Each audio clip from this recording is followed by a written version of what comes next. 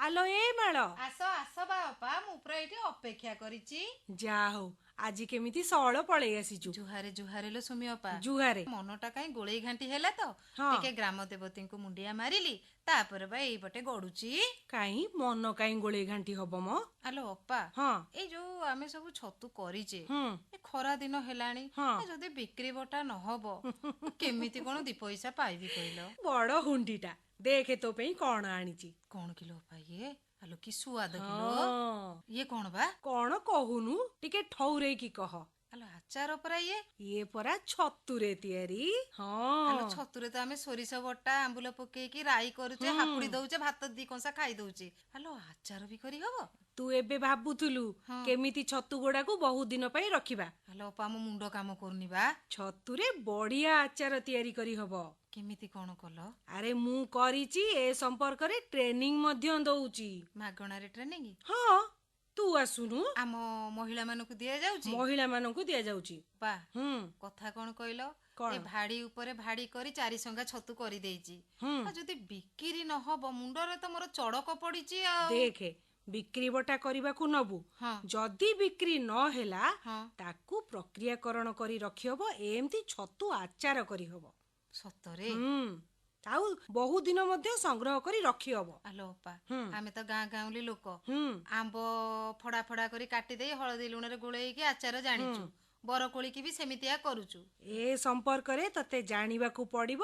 ତୁ ଥରେ ଆମ ଟ୍ରେନିଂକୁ ଆସୁନୁ। ଖାଲି କଣ ଛତୁ ଆଚାର ଆଉ ଆରେ କେତେ କଣ ଜେଲି ଜାମ୍ ସବୁ ଶିଖା ଯାଉଛି। ଆଲୋ ଅପା ଯୋଉ ଦୋକାନରେ ବଡ ବଡ କାଚରେ ବିକ୍ରି ହଁ ହୁଏ କିଲୋ ହଁ ସେଗୁଡା ଘରେ ତିଆରି ହୁଏ? ଆଉ ରୁଟିରେ ଟିକେ ସକାଳେ ମାରିକି ଖାଇଦବୁ। ହଁ ହଁ କହିବୁ ମୁଁ ଆଉ କିଛି ଆଲୋ ଖାଇବିନି। ଆଜିକାଲିକା ଛୁଆ ବା ସେଇଆକୁ ଖାଇବେ ବୋଲି ହଉଛନ୍ତି। ହୁଁ ଆମ୍ବ ବି ତ ଆସିବ। ଟମାଟୋ କେତେ ଶସ୍ତା ହେଲା। ଆଲୋ ବିଲରେ ପରା ଗଡୁଛି ଟମାଟୋ। ତୁ ବି ଚାଷ କରିଥିଲୁ ମୁଁ ଜାଣିଛି। ହଁ କିନ୍ତୁ ଟମାଟୋକୁ ସସ୍ କରିଛୁ? ନାଇଁ ବାପା ଘରେ ନେଇକି ସମସ୍ତଙ୍କୁ ଦି ଦି ପୁଞ୍ଜା ଦେଇକି ଆଇଲି। ଭଲ ସେମିତି କଲେ ଚଳିବନି। ଶୁଣୁ ହଁ ଯୋଉ ଟମାଟର ଅଛି ଆଉ ଯେତିକି ବଳି ପଡିଛି ହୁଁ ତାକୁ ତୁ ତ ସସ୍ କରିବୁ। ଆଉ ଗୋଟାଏ କଥା ଶୁଣୁ କଣ ବା? ତାକୁ ଶୁଖେଇକି ରଖିଲେ ହଁ ବହୁ ଦିନ ରହିବ। ଆଉ ତରକାରୀରେ ପକେଇଲେ ହଁ ତୁ ପୁରା ଜାଣିପାରିବୁନୁ ଇଏ ଶୁଖିଲା ଟମାଟୋ କି କଞ୍ଚା ଟମାଟୋ। ଅପା ହଁ ଆମେ ତ ଗାଁ ଗାଉଁଲିରେ ରହୁଛେ ହୁଁ ଏତେ କଥା ମୁଁ ଜାଣିବି କେମିତି? ଆରେ ଗାଁ ଗାଉଁଲିରେ ପରା ସମସ୍ତେ ଜାଣିଲେଣି ସମସ୍ତେ ବୁଝିଲେଣି ତୁ ବୋଧେ ପଛୁଆ ପଡିଯାଇଛୁ। ନାଇଲୋ ଅପା ତମେ ସିନା ସହରରୁ ପାଠ ପଢିକି ଟ୍ରେନିଂ ନେଇକି ଆସିଛ ବୋଲି ଏବେ ଏତେ କଥା ଆମକୁ କହୁଛ। ମୁଁ ଏତେ କଥା କିଛି ଶୁଣିବିନି। ଏଥର ଯୋଉ ଟ୍ରେନିଂ ହବ ହଁ ସେଥିରେ ଯେମିତି ମାଳ ଆଗ ବଜାଇ ବସିଥିବ। ନାଇଁ ବାପା ସତ କଥା ହୁଁ ଏସବୁ ଜିନିଷ ଜାଣିଲେ ଦି ପଇସା ରୋଜଗାର ଆଉ କରିପାରନ୍ତେ। ନୁହେଁ ତ କଣ। ମେଳା ମହୋତ୍ସବକୁ ଯାଇ ବିକ୍ରି କରିପାରନ୍ତେ। ଯୋଉ ବିକ୍ରି ବଟା ଆମର କରୁଛେ ହଁ ସେଥିରେ ତ ଭଲ ଦି ପଇସା ରୋଜଗାର ହବ ଏଇ ଖାଦ୍ୟ ପ୍ରକ୍ରିୟାକରଣ ପାଇଁ। ଛତୁ ହଉ ଆମ୍ବ ହଉ ଫଳମୂଳ ହଉ ତାକୁ ଯଦି ଆମେ ଠିକ ସେ ପ୍ରକ୍ରିୟାକରଣ କରିପାରିବା ନିଜେ ନେଇକି ପାଖ ବଜାରରେ ବିକ୍ରି କରିପାରିବା ଭଲ ଦି ପଇସା ରୋଜଗାର କରିପାରିବା। ଆଉ କଥା ହେଲା ତାକୁ ପ୍ୟାକିଂ ଭଲ ଭାବରେ ଶିଶିରେ ହଉ କାହିଁକି ନା ଯୋଉ ଆଚାର ଆଉ ଜେଲି ଜାମ୍ ହଁ ଏସବୁ କାଚ ଜିନିଷରେ ରହିବା ଦରକାର। ବହୁତ ଦିନ ରହିବ ପରା। ହଁ ଓହୋ କଥା ତ ଏଇଠି ଆଉ ହେ ଅପା ହୁଁ ଏଇ ଯୋଉ ଆମେ ସବୁ ଯାଉଛୁ ମେଳାକୁ ହୁଁ ଏଇ ଯୋଉ ଗଲା ଏବେ ଭଲ ବୈଶାଖୀ ମେଳା କଥା ହଁ କହୁଛୁ ଟି? ହଁ ହଁ ତମେ ପରା ଥିଲ ସେଇଠି ହଁ ଭଲ ବିକ୍ରି ହଉଥିଲା ପରା। ଖାସ୍ ଏଇ ଯୋଉ ଖାଦ୍ୟ ପ୍ରକ୍ରିୟାକରଣ କଥା କହୁଛୁ ସବୁ ଏଇ ଜେଲି ଜାମ୍ ସ୍କ୍ୱାସ ଆଚାର ବଡି ପାମ୍ପଡ଼ ଏଇ ସବୁ ଜିନିଷ ବେଶୀ ବିକ୍ରି ହେଇଛି। ଭଲ କଥା ମହିଳା ମାନେ ଭଲ ଦି ପଇସା ରୋଜଗାର ହୁଁ କରିପାରିବେ। ହେ ଅପା ହୁଁ ଏସବୁ ବିଷୟରେ ଆମେ ଜାଣିବା କେମିତି? କେମିତି ଜାଣିବା ହଁ କୃଷି ବିଜ୍ଞାନ କେନ୍ଦ୍ର ଗଲେ ଜାଣିବା। ଆଲୋ ମୋ ମୁଣ୍ଡରେ କଣ ଏପର୍ଯ୍ୟନ୍ତ ବୁଦ୍ଧି ଆସିନି। ହୁଁ ଓହୋ ତାହେଲେ କଣ ଆମର ସମସ୍ୟା ରହିଛି କେମିତି ପ୍ରତିକାର ହୁଁ ହେଇପାରିବ ସେଠି ସାର୍ ଦିଦି ମାନେ ତ ଥିବେ। ସବୁ ବୁଝେଇ କହିବେ। ଆ ବଢିଆ କଥା ଆଉ। ଆଉ ତାହେଲେ କଣ ଏମିତି କଥା ହଉଥିବା ନା ଭଜନଟିଏ ଶୁଣିବା। ନାଇଲୋ ଅପା ଗୁରୁବାର ପରାଦିନେ କେତେ କାମ ଭଲ ଭଜନଟେ ଶୁଣିବା ହଁ ତାପରେ କଥା ହବା ଆଉ। ହଉ ହଉ। ପ୍ରଭୁ ହେ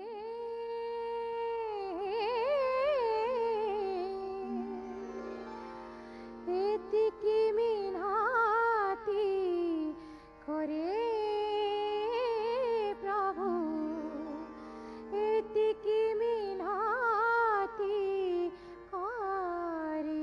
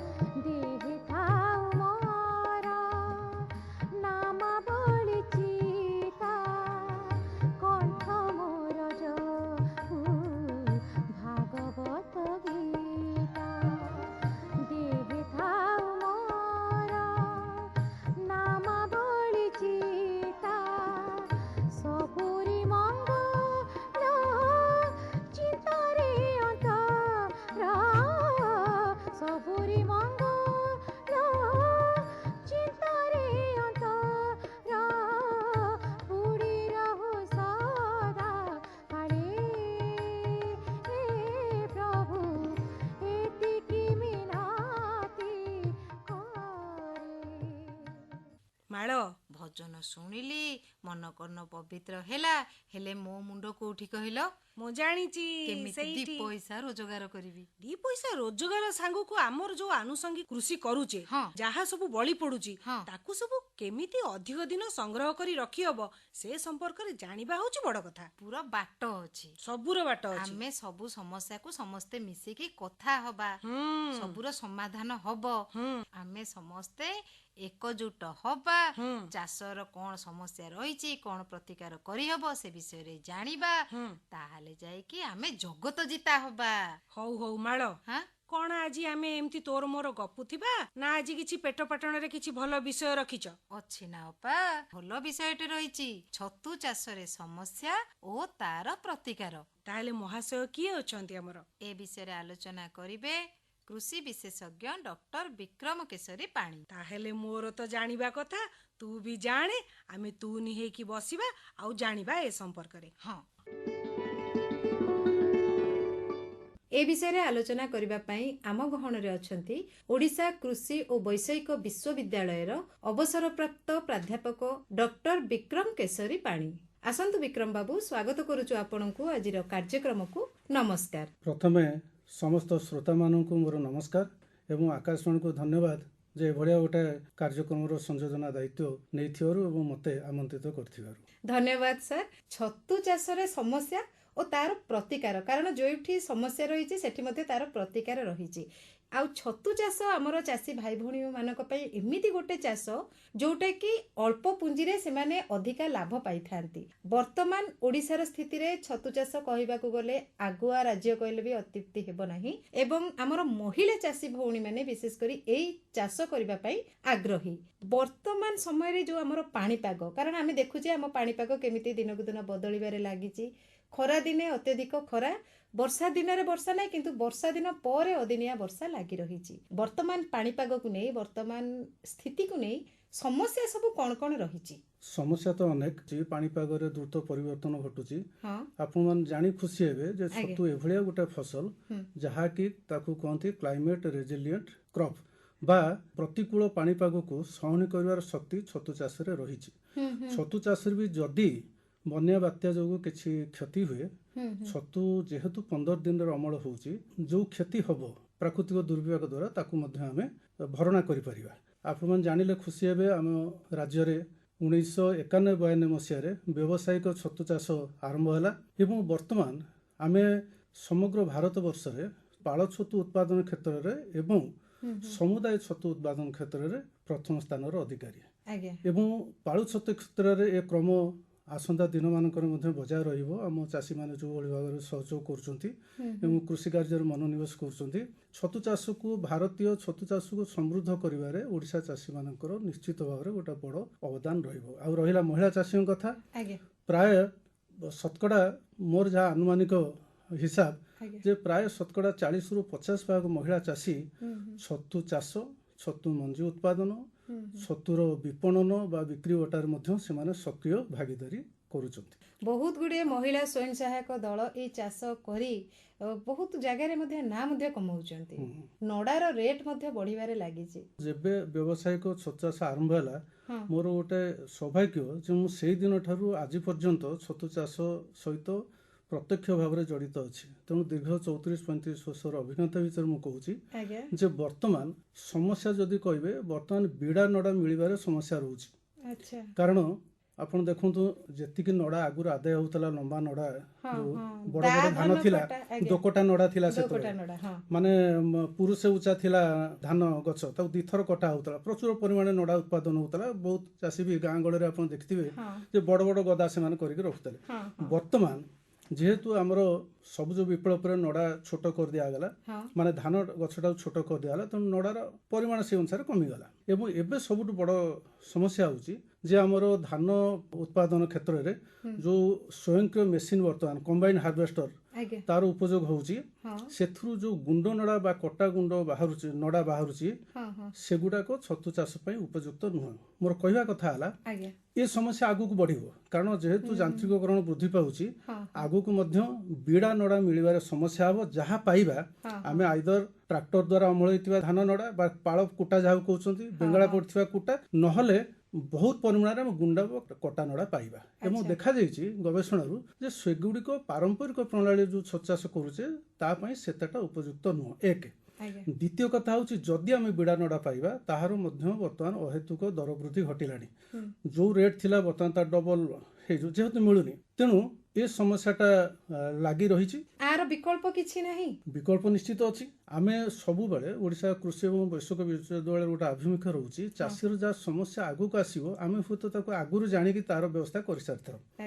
ତେଣୁ ଏଇଟାକୁ ଆମେ 2016-17 ମସିହାରେ ଏଗୁଡ଼ାକ ଆମ ନଜରକୁ ଆସିଥିଲା ଯେ ଆଗକୁ ଏଇ ସମସ୍ୟାଟା ଦେଖାଦେବ। ଓଡ଼ିଶା କୃଷି ଏବଂ ବୈଷୟିକ ବିଶ୍ୱବିଦ୍ୟାଳୟ ଦ୍ୱାରା ଗୋଟିଏ ପଦ୍ଧତି ବିକାଶ କରାଯାଇଛି ଯାହାକୁ କହୁଛୁ ଆମେ ଅର୍ଦ୍ଧ କମ୍ପୋଷ୍ଟ ପ୍ରଣାଳୀ। ଯେଉଁମାନେ ଶ୍ରୋତାମାନେ ଶୁଣୁଛନ୍ତି ସେମାନେ ବି ଜାଣି ରଖିବା ଉଚିତ ଯେ ଏଥିରେ ଆମେ ଧାନ ଯଦି ବିଡ଼ା ନଡ଼ା ମିଳୁଛି ତାକୁ ବ୍ୟବହାର କରିବା, ତା ବଦଳରେ ଯେକୌଣସି ପ୍ରକାର ନଡ଼ା ଅର୍ଥାତ୍ କୁଟା ହଉ, ପାଳ ହଉ, ଗୁଣ୍ଡ ନଡ଼ା ହଉ ବା ଆଜିକାଲି ଯେଉଁ ଗୁଣ୍ଡ ନଡ଼ାକୁ ବେଲର ମେସିନ୍ ସାହାଯ୍ୟରେ ବିଡ଼ା ବାନ୍ଧି କରାହେଉଛି ସେଗୁଡ଼ାକୁ ମଧ୍ୟ ଆପଣ ଏଥିରେ ବ୍ୟବହାର କରିପାରିବେ। ତା ବ୍ୟତୀତ ଅନେକ ଗୁଡ଼ିଏ କୃଷିଜାତ ଅଦରକାରୀ ପଦାର୍ଥ ଯେଉଁଗୁଡ଼ାକ କାମରେ ଲାଗେନି ତାକୁ ମଧ୍ୟ ବ୍ୟବହାର କରିକି ଆମେ ଯେମିତି ଥିଲା କଦଳୀପତ୍ର ହଉ ଗୋଟା କଥା କହିଲି, ଏବଂ ତୁଳା ମଧ୍ୟ ତୁଳାର ବର୍ଜ୍ୟବସ୍ତୁ ବାହାରୁଛି ଯେଉଁଠି, କାରଣ ଅର୍ଦ୍ଧ କମ୍ପୋଷ୍ଟ ପ୍ରଣାଳୀଟା ମେନ୍ ହେଉଛି ତୁଳାରେ।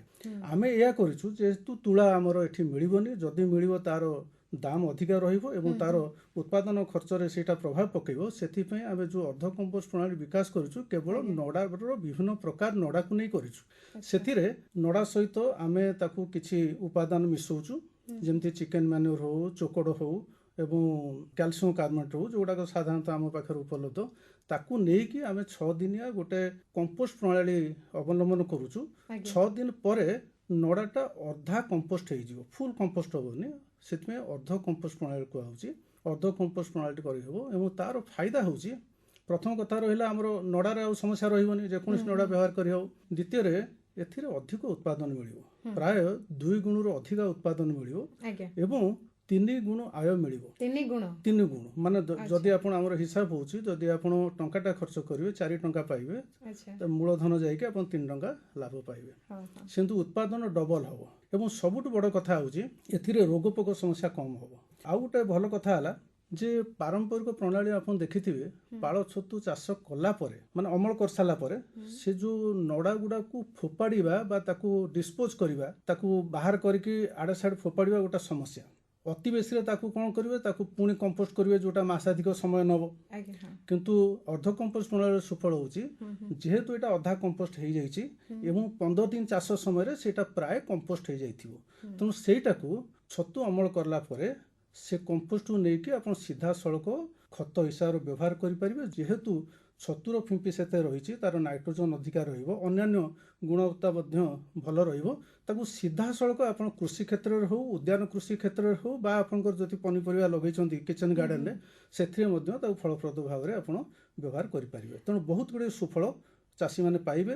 ଏଇଟା କ'ଣ ସାର୍ ବଜାରରେ ଉପଲବ୍ଧ ନା ଓୟୁଟି ଗଲେ ସବୁ ଅର୍ଦ୍ଧ କମ୍ପୋଷ୍ଟଟା ମିଳିବ କେମିତି କ'ଣ? ନାଇଁ ସେଇଟା ଗୋଟେ ପ୍ରଣାଳୀ, ତା ପାଇଁ ଆପଣଙ୍କୁ ବିଧିବଦ୍ଧ ଟ୍ରେନିଂ ନେବାକୁ ପଡ଼ିବ ଏବଂ ଏ ଟ୍ରେନିଂ ଆମର ଗ୍ରୀଷ୍ମମଣ୍ଡଳ ଛତୁ ଗବେଷଣା କେନ୍ଦ୍ର ଏବଂ ସର୍ବଭାରତୀୟ ସମନ୍ୱିତ ଛତୁ ଗବେଷଣା ପ୍ରକଳ୍ପ ଓୟୁଟିରେ କାର୍ଯ୍ୟ କରୁଛି 2ଟା ବିଭାଗ ଗୋଟିଏ ଜାଗାରେ।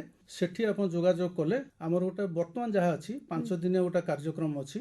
5 ଦିନରେ ବିଭିନ୍ନ ପ୍ରକାର ଛତୁ ଚାଷ ସହିତ ଆପଣ ସେମି କମ୍ପୋଷ୍ଟ ପ୍ରଣାଳୀ ମଧ୍ୟ ଛତୁ ଚାଷ ଶିଖାଉଛି ଏବଂ ତା ପାଇଁ ଆମର ଚାଷୀମାନେ ମାତ୍ର 100 ଟଙ୍କା ପଞ୍ଜୀକରଣ ଫି ହିସାବରେ ଦେବେ 5 ଦିନ ପାଇଁ ଏବଂ ଶେଷରେ ଗୋଟେ ପ୍ରମାଣପତ୍ର ପାଇବେ ଯାହାକୁ ସେମାନେ ପରବର୍ତ୍ତୀ ସମୟରେ ଜଣେ ଯଦି କୌଣସି ଅର୍ଥ ଲଗାଣକାରୀ ସଂସ୍ଥା ବା ବ୍ୟାଙ୍କରୁ ଲୋନ୍ ବା ଅନ୍ୟାନ୍ୟ ସୁବିଧା ପାଆନ୍ତି ସେତେବେଳେ ସାର୍ଟିଫିକେଟଟା ବହୁତ କାମରେ ଲାଗିବ। ବିହନ ଭଲ ଥିବ ଫସଲ ଚାଷଟା ଭଲ ହେବ, ଉତ୍ପାଦନକ୍ଷମ ବିହନଟା କେମିତି ସାର୍ କେମିତି ପାଇବେ? ଭାରତ ବର୍ଷର ଯୋଉଟା ସବୁଠାରୁ ବଡ଼ ଭିତ୍ତିଭୂମି ମାନେ ଛତୁ ବିହନ ଉତ୍ପାଦନ କରିବାର ସର୍ବୋଚ୍ଚ ଭିତ୍ତିଭୂମି ଆମ ଓଡ଼ିଶାରେ ରହିଛି। ମାନେ ଆମ ଓଡ଼ିଶାରେ ଯେତିକି ମଞ୍ଜି ପ୍ରାୟ ବର୍ତ୍ତମାନ ନୂଆ ଏଷ୍ଟିମେଟ୍ ଅନୁସାରେ ପ୍ରାୟ 380 ରହିଛି ଏବଂ ଏଇଟା ବହୁତ ବଡ଼। ଭାରତବର୍ଷର ବୋଧେ ଯିଏ ସେକେଣ୍ଡ ହେବେ ତାଙ୍କର 20 ନା 26ଟା ରହିଛି, ତେଣୁ ଆମର ବହୁତ ରହିଛି ଏବଂ ଆମର ବିଶେଷତ୍ୱ ହେଲା ଆମର ସାଧାରଣ ଚାଷୀ ଗୃହିଣୀ ବେକାର ଯୁବକ ଯୁବତୀ ଏମାନେ ତାଲିମ ନେଇକି ତାଙ୍କର ବ୍ୟାକଗ୍ରାଉଣ୍ଡ ନଥିଲେ ମଧ୍ୟ ସେମାନେ ତାଲିମ ନେଇକି ବହୁତ କମ୍ ଖର୍ଚ୍ଚରେ ମଞ୍ଜି ଉତ୍ପାଦନ କରିପାରୁଛନ୍ତି। ଓଡ଼ିଶାରେ ଏଇଟା କହିବାକୁ ପଡ଼ୁଛି ଯେ ଛତୁ ଉତ୍ପାଦନ ବୃଦ୍ଧି ପାଉଛି କିନ୍ତୁ ଛତୁର ଗୁଣବତ୍ତା ଧୀରେ ଧୀରେ ହ୍ରାସ ପାଉଛି। ତାର କାରଣ ହେଉଛି ଏହା ସମୟ ସହିତ ତାଳ ଦେଇକି ଆମେ ଯେଉଁଗୁଡ଼ାକ ଅତ୍ୟାଧୁନିକ ଜ୍ଞାନ କୌଶଳ ହୁଏତ ତାକୁ ଆପଣେଇ ପାରୁନାହୁଁ। ଦ୍ୱିତୀୟ କଥା ହେଉଛି ଯାହା ବି ଶିକ୍ଷା ହେଉଛି ଆମର ଯେକୌଣସି ତାଲିମ ପ୍ରଦାନକାରୀ ସଂସ୍ଥା ହୁଅନ୍ତୁ, ସେମାନେ ଯାହାଟା ଶିଖଉଛନ୍ତି ହୁଏତ ଚାଷୀମାନେ କୌଣସି ନା କୌଣସି ସମୟରେ ପାଠପଣା ହେଉଛନ୍ତି। ଆପଣ ଯେଉଁ କଲଚର ଆପଣ ଓଇଟିରୁ ନେଉଛନ୍ତି ବା କୌଣସି ବିଶ୍ୱସନୀୟ ସଂସ୍ଥାଠାରୁ ନେଉଛନ୍ତି, ସେ କଲଚରକୁ ମେଣ୍ଟେନ୍ କରିବା ଶିଖନ୍ତୁ। ଆମେ ଭଲ ମଞ୍ଜିଟା ଆଣିବା, କାରଣ ଏଇଟା କ'ଣ କି ମଞ୍ଜିଟା ଆଣିଲେ ଯେଉଁମାନେ ଉତ୍ପାଦନ କରୁଛନ୍ତି ବିହନ, ସେମାନେ ଗୋଟିଏ କଲଚର ଆଣିଲେ ତାକୁ ଲଗାତାର ବର୍ଷ ବର୍ଷ ଧରିକି ତାକୁ କରିବା କଥା। କିନ୍ତୁ ସେଇ ବର୍ଷ ବର୍ଷ ଭିତରେ ଯଦି ତାର ଉପଯୁକ୍ତ ରକ୍ଷଣାବେକ୍ଷଣ ନ ହେବ, ଯଦି କୌଣସି ପ୍ରୋବ୍ଲେମ୍ ଆସୁଛି ବା ଅସୁବିଧା ହେଉଛି ତାର ସମାଧାନ ନ କରାଯିବ, ତାହେଲେ ସେ ସମସ୍ୟା ଆଗକୁ ବଢ଼ିବ। ତେଣୁ ଆପଣମାନେ ଓଇଟିର ବୈଜ୍ଞାନିକମାନଙ୍କ ସହିତ ଯେଉଁମାନେ ଛତୁ ଚାଷ କ୍ଷେତ୍ରରେ ସମ୍ପୃକ୍ତ ଅଛନ୍ତି ସେମାନଙ୍କ ସହିତ ସବୁବେଳେ ଯୋଗାଯୋଗ ରୁହନ୍ତୁ। ଏବଂ ଯେଉଁମାନେ ପ୍ରାୟ ସବୁ ଜିଲ୍ଲା ତ କୃଷି ବିଜ୍ଞାନ କେନ୍ଦ୍ର ଅଛି, ସେଠି ଯେଉଁମାନେ ଛତୁ ଚାଷ ବିଷୟରେ ଯେଉଁ ବୈଜ୍ଞାନିକମାନେ ଅଛନ୍ତି ସେମାନଙ୍କ ସହିତ ଆପଣ ଟଚ୍ରେ ରୁହନ୍ତୁ। କେମିତି ମୁଁ ଉତ୍ପାଦିକା ଶକ୍ତି ବଢ଼େଇବି, ସେଇଟା ମାନେ ଆଟିଚ୍ୟୁଡ଼ଟା ଇମ୍ପୋର୍ଟାଣ୍ଟ। ଆପଣ ସ୍କିଲ୍ ତ ଅଛି, ଆମେ ଜାଣିଛୁ ଆପଣମାନେ ସ୍କିଲ୍ ନହେଲେ ଏତେ ବଡ଼ ଛତୁ ଶିଳ୍ପକୁ ଆପଣ ଠିଆ କରିପାରିନଥାନ୍ତେ। ବର୍ତ୍ତମାନ ହେଉଛି ସମସ୍ତେ ଉଦ୍ୟୋଗୀ ଆଉ ଚାଷୀ ଭିତରେ ଡିଫରେନ୍ସ ହେଉଛି, ଚାଷୀ କେବଳ ଉତ୍ପାଦନ କରିବ, ନିଜ ଖାଇବା କଥା ଚିନ୍ତା କରିବ। କିନ୍ତୁ ଉଦ୍ୟୋଗୀର ଡିଫରେନ୍ସ ହେଉଛି ଯାହା ସିଏ ପ୍ରସ୍ତୁତ କରିବ ତାହାର ବ୍ୟବସାୟୀକରଣ କରିବ। ବ୍ୟବସାୟୀକରଣ ଅର୍ଥ ହେଉଛି ଯେତିକି ପୁଞ୍ଜି ବିନିଯୋଗ କରିଛି ତାକୁ କେମିତି ବହୁଗୁଣିତ କରିବ, ସେଇଟା ହେଉଛି ଉଦ୍ୟୋଗୀର ଲକ୍ଷଣ। ତେଣୁ ଉଦ୍ୟୋଗୀ ହୁଅନ୍ତୁ, ଛତୁ ଚାଷୀ ମାନସିକତା ରଖନ୍ତୁନି, ଆପଣ ଉଦ୍ୟୋଗୀ ହୁଅନ୍ତୁ। ପ୍ରାକୃତିକ ଦୁର୍ବିପାକ କଥା ଆମେ ଆସିବା, କାରଣ ଓଡ଼ିଶାର ଜଳବାୟୁରେ ତ ପ୍ରାକୃତିକ ଦୁର୍ବିପାକ ଲାଗି ରହିଛି, ଏ ତ କାହାର ହାତ ବି ନାହିଁ। ସେଇ ସମୟରେ ଆମର ଛତୁ ଚାଷୀ ଭାଇ ଭଉଣୀମାନେ ଯେଉଁମାନେ ଛତୁ ଚାଷ କରୁଛନ୍ତି କେମିତି କ'ଣ ତାର ମୁକାବିଲା କରିବେ? ଦେଖନ୍ତୁ, ଆମେ ତ ଛତୁ ଚାଷ ଆରମ୍ଭ ହେଇଥିଲା ଓଡ଼ିଶାରେ ଆକ୍ଚୁଆଲି ଗଛ ଛାଇ ତଳେ ଲୋକମାନେ କରିଥିଲେ। ମାନେ ଆମେ ପ୍ରଥମେ କହିଲୁ ତାଙ୍କୁ ଘର କରିବା ପାଇଁ ଚାଳ ଛପର, କାନ୍ଥ ବିହୀନ ଚାଳ ଛପର ଘର ପ୍ରଥମେ ଆରମ୍ଭ ହେଇଥିଲା ଛତୁ ଚାଷ। ଯୋଉଠି କରିବା ସେଠି ଡାଇରେକ୍ଟ ସୂର୍ଯ୍ୟକିରଣ ପଡୁନଥିବ, ତେଣୁ ଯେହେତୁ ଆମ୍ବ ତୋଟା ବା ନଡ଼ିଆ ବଗିଚା ଏସବୁ ଜାଗାରେ ଆପଣଙ୍କର ଛାଇ ମିଳୁଛି, ସେଇ ଜାଗାରେ ଛତୁ ଚାଷଟା ଆରମ୍ଭ ହେଇଥିଲା। ଏବେ ଯାଇ ବି ଚାଲିଛି। ବର୍ତ୍ତମାନ ଘର ତିଆରି କରିକି ସେଡ୍ ନେଟ୍ ହଉ, ଆଜବେଷ୍ଟ ହଉ, ମାନେ ଘର କରିକି ଛତୁ ଚାଷ କରିବା ପାଇଁ ମନ ବଳେଇଲେଣି। ଯଦି ଯେଉଁମାନେ ବାହାରେ କରୁଥିବେ ଖୋଲା ଜାଗାରେ ନ୍ୟାଚୁରାଲି ପ୍ରାକୃତିକ ଯେତେବେଳେ ଦୁର୍ବିପାକ ହେବ, ମେନ୍ ହେଉଛି ଆମର ବନ୍ୟା ଆଉ ଚୋରି, ଇଏ ବି ସବୁ ଅଛି, ଅଲଗା ପ୍ରକାର ଅଛି। ସୁରକ୍ଷିତ ଆମ ରହିବନି ଛତୁ ବାହାରେ କଲେ। ଗଛ ଛାଇ ତଳେ ନ କରିକି ଆମେ ଘର ଭିତରେ କରିବା, ତାହେଲେ କ'ଣ ହେବ, ଆମକୁ ଅଧିକା ଉତ୍ପାଦନ ମିଳିବ ଏବଂ ଆମ ଛତୁଟା ବି ସୁରକ୍ଷିତ ରହିବ। ଅଧିକ ଉତ୍ପାଦନ ଏଇଥିପାଇଁ ମିଳିବ, ଛତୁ ଚାଷ ପାଇଁ ନିର୍ଦ୍ଦିଷ୍ଟ ଉତ୍ତାପ, ଆର୍ଦ୍ରତା, ଆଲୋକ ଏବଂ ପବନ ଚଳାଚଳ ନିୟନ୍ତ୍ରିତ ହେବା ଦରକାର। ଏଗୁଡ଼ା ସମ୍ଭବ ଯଦି ଆପଣ କିଛି ଷ୍ଟ୍ରକ୍ଚର ଭିତରେ କଲେ ବା ଗୋଟେ ଘର କରିକି କଲେ। ପରିସ୍ଥିତିକୁ ନେଇକି ଆପଣଙ୍କ ଆର୍ଥିକ ସମ୍ବଳ ନେଇକି ବିଭିନ୍ନ ପ୍ରକାର ଘର କରିପାରିବେ। ସେଥିରେ ହେଲେ କ'ଣ ହେବ, ଆପଣଙ୍କର ଉତ୍ତାପ, ଆର୍ଦ୍ରତା, ଆଲୋକ ଏବଂ ପବନ ଚଳାଚଳକୁ ନିୟନ୍ତ୍ରିତ କରିହେବ। ନିୟନ୍ତ୍ରିତ କରିହେଲେ କ'ଣ ହେବ, ଯେହେତୁ ଛତୁ ଆବଶ୍ୟକ କରୁଥିବା ସବୁ ପ୍ରକାର ଜିନିଷ ଗୁଡ଼ା ତାକୁ ଠିକ୍ ମିଳିଲା, ତେଣୁ ଉତ୍ପାଦନ ଅଧିକା ହେବ ଏବଂ ବନ୍ୟା ବାତ୍ୟାରୁ ମଧ୍ୟ ସୁରକ୍ଷିତ ରହିପାରିବ।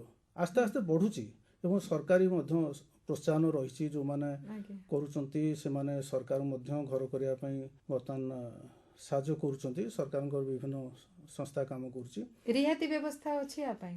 ରିହାତି ଅଛି। ବର୍ତ୍ତମାନ ଯାହା ଅଛି ଛତୁ ଚାଷ ପାଇଁ, ଛତୁ ବିହନ ଉତ୍ପାଦନ ପାଇଁ ଅଛି। ବିଭିନ୍ନ ପ୍ରକାର ବ୍ୟାଙ୍କ ଦେଉଛନ୍ତି, ଆपिକଲ ଥ୍ରୁରେ ବି ଫାଇନାନ୍ସ କରାହେଉଛି। ପ୍ରାୟ 50% ରିହାତି ଅଛି, ସେଇଟା ତଳ ବିଶେଷରେ 40% ବି ଅଛି। ମାନେ ଶତକଡ଼ା 40 ଭାଗରେ ଆପଣ ଯଦି ସ୍ଥାୟୀ ଭିତ୍ତିଭୂମି କରୁଛନ୍ତି ତା ଉପରେ ପାଇବେ, କିନ୍ତୁ ଯେଉଁଟାକ ଆପଣଙ୍କର ଡେଲି ଯେଉଁ ଖର୍ଚ୍ଚ ଗୁଡ଼ା କହୁଛି ତା ଉପରେ ଆପଣଙ୍କୁ ରିହାତି ମିଳିବନି। ଘର ତିଆରି କରିବାରେ, ଏସବୁ ଯନ୍ତ୍ରପାତି କିଣିବାରେ, ଏସବୁ କିଣିବାରେ ଆପଣ 40ରୁ 50% ରିହାତି ପାଇବେ। ଆଚ୍ଛା, ଓଡ଼ିଶାର ଜଳବାୟୁରେ ତ ସବୁ ଚାଷ ପାଇଁ ଅନୁକୂଳ ଜଳବାୟୁ, ଓଡ଼ିଶାର ମାଟି, କିନ୍ତୁ ପ୍ରାୟତଃ ଛତୁ ଚାଷରେ ପାଳ ଛତୁ, ଧିଙ୍ଗିରି ଛତୁ ଚାଷଟା କାହିଁ ହେଉଛି, ଆଉ ତ ବିଶେଷ ଚାଷ କାହିଁ ହେଇପାରୁନି? ନା ଦେଖନ୍ତୁ, ପ୍ରାକୃତିକ ପାଣିପାଗ ଯଦି ଆମେ ଚାଷ କରିବା ତାହେଲେ ମାର୍ଚ୍ଚରୁ ଅକ୍ଟୋବର ଆପଣଙ୍କର ପାଳ ଛତୁ ଚାଷ ପାଇଁ ଉପଯୋଗୀ। ତେଣୁ ପ୍ରାୟ କେତେ 8 ମାସ ବୋଧେ? 8 ମାସ। ଆପଣ ଦେଖିବେ ବର୍ତ୍ତମାନ ଫେବୃଆରୀରୁ ଖରା ଆରମ୍ଭ ହେଇଯାଉଛି, ତେଣୁ ଫେବୃଆରୀରୁ ନଭେମ୍ବର ପର୍ଯ୍ୟନ୍ତ ହେଉଛି 10 ମାସ ଚାଷ କରାହେଉଛି। ଏବଂ କିଛି ଯେହେତୁ ପାଳ ଛତୁର ଚାହିଦା ରହୁଛି ବଜାରରେ ଏବଂ ସେଇଟା 15 ଦିନରେ ଅମଳ ଦେଉଛି ଏବଂ ସେଇଟା ଥାକ ବ୍ୟବସ୍ଥା କରିକି ଗୋଟେ ନିର୍ଦ୍ଦିଷ୍ଟ ଜାଗାରେ ଆପଣ ବହୁତ ଗୁଡ଼ାଏ ଛତୁ ଉତ୍ପାଦନ କରିପାରିବେ। ତା ଫଳରେ ପାଳ ଛତୁ ଚାଷ ପାଇଁ ଆଗ୍ରହ ବଢ଼ୁଛି ହେଲା। ତେଣୁ ଆପଣଙ୍କର ପାଳ ଛତୁର ଚାହିଦା ରହିଛି, ଯେହେତୁ ମେନ୍ କଥା ହେଉଛି ଯେ ଲୋକ ଖାଇବାକୁ ଭଲ ପାଉଛନ୍ତି। ଆଜ୍ଞା ତେଣୁ ବର୍ଷ ସାରା ସେମାନେ ଜାନୁଆରୀ ଡିସେମ୍ବର ପର୍ଯ୍ୟନ୍ତ ମଧ୍ୟ ବର୍ତ୍ତମାନ ପାଳ ଛତୁ ଚାଷ କରନ୍ତି। ଇଏ ହେଉଛି 1 ନମ୍ବର। ଆଜ୍ଞା ଦ୍ୱିତୀୟ କଥା ହେଉଛି ଢିଙ୍ଗିରି ଛତୁଟା ଯେଉଁ ତାପମାତ୍ରାରେ ଚାଷ କରାଯାଏ ଥଣ୍ଡାରେ ଶୀତ ଦିନେ, ଆପଣ ମାର୍କ କରିବେ ବର୍ତ୍ତମାନ ଆଉ ଶୀତ ଆଉ ନାହିଁ। ନା ତେଣୁ ପ୍ରାୟ ଅତି ବେଶୀରେ 2 ମାସ ଶୀତ ରହୁଛି ଏବଂ ଆଭ୍ୟନ୍ତରୀଣ ଅଞ୍ଚଳରେ 4 ମାସ ରହୁଛି। ତେଣୁ ମୋ କହିବା କଥା ହେଉଛି ଶୀତ ଦିନେ ଢିଙ୍ଗିରି ଛତୁ ଚାଷ ହେଉଛି। ପାଳ ଛତୁକୁ ଅଫ୍ ସିଜନ୍ ମଧ୍ୟ ଚାଷ କରାଯାଇ ପାରୁଛି। ତେଣୁ ପାଳ ଛତୁ ଆମ ଜେନେରାଲ ହେଲା ମାର୍ଚ୍ଚରୁ ଅକ୍ଟୋବର, ଢିଙ୍ଗିରି ଛତୁ ହେଉଛି ଆପଣଙ୍କର ନଭେମ୍ବରରୁ ଫେବୃଆରୀ ଏ ପର୍ଯ୍ୟନ୍ତ ଚାଷ ହେଉଛି। ଏବଂ ବର୍ତ୍ତମାନ ବୋତାମ ଛତୁ ଚାଷ କରାହେଉଛି ନିୟନ୍ତ୍ରିତ ପରିବେଶରେ ଏବଂ ବର୍ଷ ସାରା ସେଇଟା ଚାଷ କରାଯାଇ ପାରୁଛି। ଖାଉଟି ମାନଙ୍କର ସର୍ବାଧିକ ପସନ୍ଦ ହେଲା ପାଳ ଛତୁ, କାରଣ ଏଇଟା ହେଉଛି ଗୋଟେ ଋତୁ ଭିତ୍ତିକ ଚାଷ ପ୍ଲସ୍ ବଜାର ଭିତ୍ତିକ ଚାଷ। ଖାଇବାକୁ ମଧ୍ୟ ସୁଆଦିଆ। ସୁଆଦିଆ ମୋ ଜାଣିବାରେ କାହାକୁ କେମିତି ଲାଗୁଥିବ ମୁଁ ଜାଣିନି, କିନ୍ତୁ ସହମତ ମୋ ସହିତ ସମସ୍ତେ ହେବେ ପାଳ ଛତୁ ବୋଧେ ସବୁ ପ୍ରକାର ଖାଦ୍ୟ ଉପଯୋଗୀ ଛତୁ ଭିତରେ ସବୁଠୁ ସ୍ୱାଦିଷ୍ଟ ହେଲା ପାଳ ଛତୁ। ଆଚ୍ଛା କେଉଁ ଛତୁକୁ ଭଲ ଭାବରେ ମୂଲ୍ୟଯୁକ୍ତ କରିହବ? ନାଇଁ, ପାଳ ଛତୁଟାକୁ କରିହବନି ବର୍ତ୍ତମାନ। ଆଚ୍ଛା ଯେତେ ପ୍ରକାର ଛତୁ ଅଛି ଖାଦ୍ୟ ଉପଯୋଗୀ ଛତୁ, ତାଠୁ ସବୁଠୁ କମ୍ ସଂରକ୍ଷଣ ଶକ୍ତି ହେଉଛି ପାଳ ଛତୁର। ଅର୍ଥାତ୍ ଆପଣ ଯଦି ଆଜି ଅମଳ କଲେ ତାହେଲେ ଆଜି ଭିତରେ ତ ଖାଇବେ, ସକାଳ ଅମଳ କଲେ ଅର୍ଥାତ୍ 12 ଘଣ୍ଟା ମାତ୍ର। ଚାଷୀ ତୋଳିବା ବଜାରକୁ ଆସିବା ଭିତରେ ଆପଣ ରଖନ୍ତୁ 7-8 ଘଣ୍ଟା ଭିତରେ ଆପଣଙ୍କୁ ବ୍ୟବହାର ସେଟା କରିବାକୁ ପଡ଼ିବ। ସେ ବେଶୀ ସମୟ ରହିବନି କି ଫ୍ରିଜରେ ରହିବନି। ଆଚ୍ଛା ଏଇଟା ହେଉଛି ଗୋଟେ ତାର ଅସୁବିଧା। ପାଳ ଛତୁର ଯେଉଁ ଆମେ ଏକକ ବ୍ୟବସାୟୀକରଣ କଲେ, ମୁଁ କହିଲି ପରେ ବର୍ଷ ସାରା ବର୍ତ୍ତମାନ ଆପଣ ଦେଖିବେ ଯେତେବେଳେ ଯିବେ ପାଳ ସବୁବେଳେ ଛତୁ ଛତୁ ମିଳିବ। ମିଳେ। ତାର ଅସୁବିଧା ହେଉଛି ସେଥିରେ ନଡ଼ା ବହୁତ ଖର୍ଚ୍ଚ ହେଉଛି, କାରଣ ଯେତେ ଛତୁ ଅଛି ତାଠୁ ସବୁଠୁ ଅଧିକ ନଡ଼ା ଦରକାର ପାଳ ଛତୁ ଫୁଟିବା ପାଇଁ। ଆଜ୍ଞା ସେଇଟା ହେଉଛି ଗୋଟେ ଅସୁବିଧା। ଦ୍ୱିତୀୟ କଥା ହେଉଛି ନଡ଼ର ଅହେତୁକ ଦର ବୃଦ୍ଧି ହେତୁ ପାଳ ଛତୁର ମଧ୍ୟ ଦର ବୃଦ୍ଧି ଘଟୁଛି। ହଁ। ଇଏ ବି ଗୋଟେ କଥା। ତେଣୁ ଆର ସଂରକ୍ଷଣ ଶକ୍ତି ଯେମିତି ଢିଙ୍ଗିରି ଛତୁ ବା ଅଲଗା ଛତୁରୁ ବୋତାମ ଛତୁରୁ ଆପଣ ଆଚାର କରିପାରିବେ, ସସ୍ କରିପାରିବେ, ଆପଣଙ୍କର ବଡ଼ି କରିପାରିବେ, ପାମ୍ପଡ଼ କରିପାରିବେ, ସୁପ୍ ପାଉଡର ତିଆରି କରିପାରିବେ। ପାଳ ଛତୁ ବର୍ତ୍ତମାନ ପରିସ୍ଥିତିରେ ମୂଲ୍ୟଯୁକ୍ତ ଉତ୍ପାଦ ପ୍ରସ୍ତୁତ କରିବା ପାଇଁ ସେତେଟା ଅନୁକୂଳ ନୁହଁ। ଆଉ ଯଦି ବି ତାକୁ କରିବା ତାର କଷ୍ଟ ଅଧିକା ହେଇଯିବ। ତେଣୁ ବିଭିନ୍ନ ପ୍ରକାର ଛତୁ ଚାଷ କରାଯାଉ ଏବଂ ବଜାରରେ ଯେଉଁ ଚାହିଦା ଅଛି ବର୍ତ୍ତମାନ ଔଷଧୀୟ ଛତୁ ବିଭିନ୍ନ ଗୁଡ଼ାଏ ରହିଛି।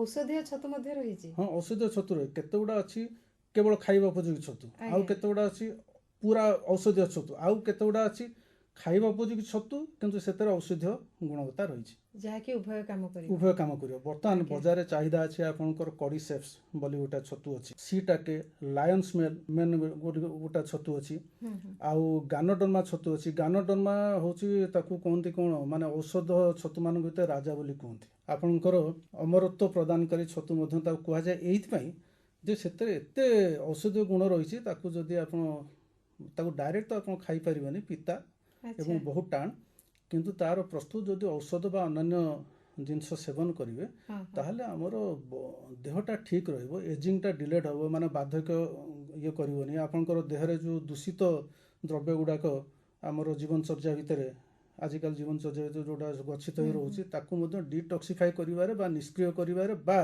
ନିର୍ଗତ କରିବାରେ ସାହାଯ୍ୟ କରିବ ଆମର ଗାନୋଡର୍ମା ଛତୁ। ତେଣୁ ତା ପାଇଁ ଭାରତବର୍ଷର ବୋଧେ ସବୁଠୁ କମ୍ ମୂଲ୍ୟରେ ତାର ଉତ୍ପାଦନ କୌଶଳ ଓୟୁଟିରେ ବିକଶିତ କରାଯାଇଛି ଏବଂ ସେଇଟା ଟାଇମ୍ ଲାଗିବ, କିନ୍ତୁ ଚାଷୀମାନେ ମନ ରଖନ୍ତୁ ଯେ ପାଳ ଛତୁରେ ଆପଣଙ୍କର ଯେଉଁ ସମସ୍ୟା ହେଉଛି, ଆପଣ ଦେଖିବେ ଯଦି ବର୍ଷା ହେଇଗଲା, ବାତ୍ୟା ହେଇଗଲା, ସେଇଦିନ ଛତୁ ଫୁଟିବାର ତ ଅସୁବିଧା ନାହିଁ ନା, ସିଏ ଫୁଟିବ। କିନ୍ତୁ ଯଦି କୁଇଣ୍ଟାଲ କୁଇଣ୍ଟାଲ ଛତୁ ଗୋଟେ ଲୋକ ପ୍ରଡକ୍ସନ କରୁଛି, ବିକିବ କୋଉଠି? କାରଣ 8 ଘଣ୍ଟା ଭିତରେ ବର୍ଷା ଛାଡ଼ିବନି ହେଲା। ତେଣୁ ସବୁ ଗୁଡ଼ାକ ନଷ୍ଟ ହେବ ଏବଂ ଯଦି ସିଏ ବିକ୍ରି କରିବ ତାକୁ ଆମେ କହିବା ଅଭାବୀ ବିକ୍ରି। କିନ୍ତୁ ଯଦି ବଜାରରେ ଚାହିଦା ଥିବା କିଛି ଛତୁ ଯେଉଁ ଗୁଡ଼ାକ ନାଁ କହିଲି ସେଗୁଡ଼ା ଯଦି ଧୀରେ ଧୀରେ ଚାଷୀ ଆପଣାନ୍ତି, ସେଥିରୁ ପାଳ ଛତୁ ତୁଳନାରେ 5ରୁ 10 ଗୁଣ ଅମଳ ମିଳିବ। ବିକ୍ରମ ବାବୁ, ଆପଣ ଆମର ଅନୁଷ୍ଠାନକୁ ଆସିଲେ ଏବଂ ଆମର ଚାଷୀ ଭାଇ ଭଉଣୀମାନଙ୍କୁ ଏତେ ସୁନ୍ଦର ସୁନ୍ଦର କଥା କହିଲେ ଏବଂ କେମିତି କ'ଣ ତାର ସମସ୍ୟା ରହିଛି, ସମସ୍ୟା ସହିତ ପ୍ରତିକାରର ବ୍ୟବସ୍ଥା ମଧ୍ୟ କହିଲେ, ସେଥିପାଇଁ ଆପଣଙ୍କୁ ଆମ କାର୍ଯ୍ୟକ୍ରମ ତରଫରୁ ବହୁତ ବହୁତ ଧନ୍ୟବାଦ। ନମସ୍କାର। ନମସ୍କାର।